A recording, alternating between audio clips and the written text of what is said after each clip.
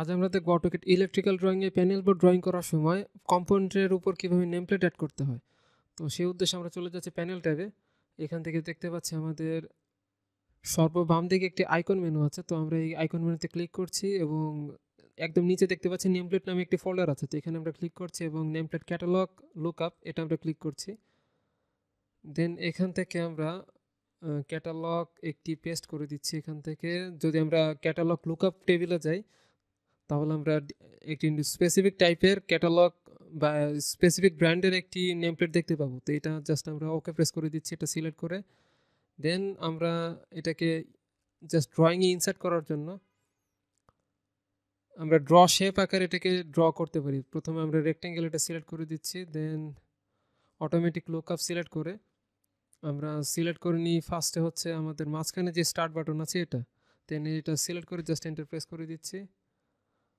দেন এটা tag number আমরা চাইলে চেঞ্জ করতে পারি, আইটেম নাম্বার এই সব কিছু আমরা এডিট করতে পারি, বাট আমি আপাতত এডিট করতে চাচ্ছি না, জাস্ট ওকে প্রেস করে দিলাম। তো দেখতে পাচ্ছি আমাদের নেম প্লেটের সাইজটা কিন্তু অনেক ছোট আছে। তো এটা আমরা যদি বড় করতে চাই আমরা এসসি টাইপ করে এন্টার প্রেস করছি জাস্ট স্কেলিং করার জন্য।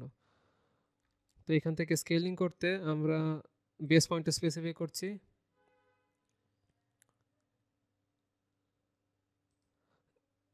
আমরা এটাকে স্কেলিং করে জাস্ট একটু মুভ করে নেব।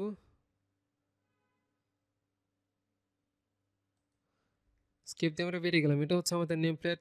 এটা অ্যাড করার উদ্দেশ্য হচ্ছে এটার যত ট্যাগ নেম আছে, অর্থাৎ এই যে সুইচটা এটা ট্যাগ নেম আমাদের নেম প্লেটে লেখা থাকবে।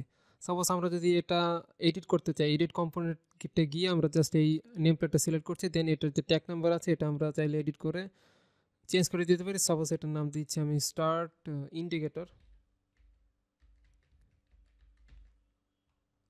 দিয়ে যদি আমরা ওকে প্রেস করি তাহলে ইয়েস আপডেট। তো দেখতে পাচ্ছি আমাদের ওকে প্রেস করে দিলে এটার কিন্তু অলরেডি চেঞ্জ হয়ে গেছে। এটা যেহেতু আমাদের প্রজেক্টের পার্ট ছিল, প্রত্যেকটা প্রজেক্টে এটা চেঞ্জ হয়ে গেল। Start indicator. তো এভাবে নেম প্লেট অ্যাড করা যায়। আশা করছি আমরা প্যানেল বোর্ড ইউজ করার সময় বা প্যানেল বোর্ড ড্র করার সময় এটি আমরা ইউজ করব।